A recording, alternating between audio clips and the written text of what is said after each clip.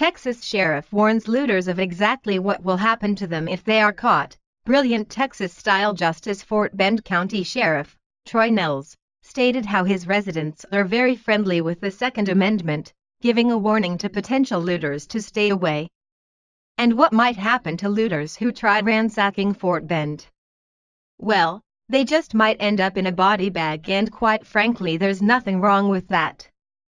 Nehls basically cautions the people not to prey on Fort Bend residents unless they want to be shot. My caution to the looters out there, those that want to rob our people that are suffering, you may want to stay out of Fort Bend County, because there's a possibility you could leave this county in a bag, and reminds viewers that many residents are armed. This is pure brilliance, and especially amazing because he does not care to be politically correct. Nehls has a warning, and he wants everyone to be very aware of it. His choice of words is perfect.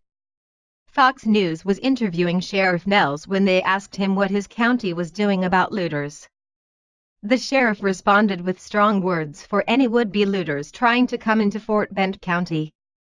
The sheriff responded, "I've heard some horrific stories in Harris County and others, and I'll tell you right now, the residents of Fort Bend County, they support the Second Amendment.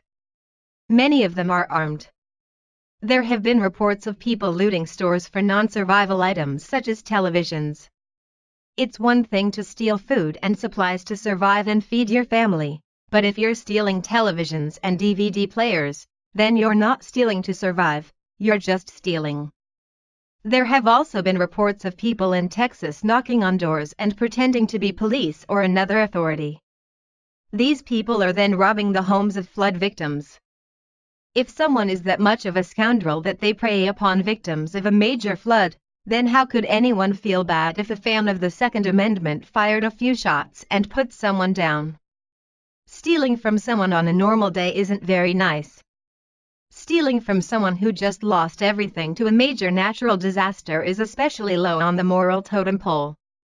When these things happen in your neighborhood, then you're supposed to help people. That's what builds us as strong Americans and communities. When we're hit with a big tragedy, then we drop our political views and help each other as fellow Americans. Stealing from hurricane victims after they've lost everything isn't the worst reason someone could be shot. People have a right to defend their belongings, even if most of them are already ruined by the flood. Watch this video and let's see if the looters are surviving or just browsing like they're on a free shopping spree. What do we make of this video? Are they taking items for survival or just taking things for fun?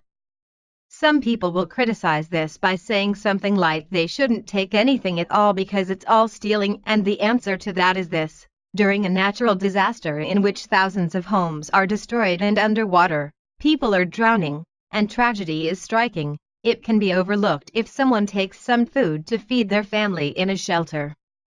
It's technically stealing, but stealing items of survival during the time of a natural disaster crisis is much different than stealing televisions during Hurricane Harvey.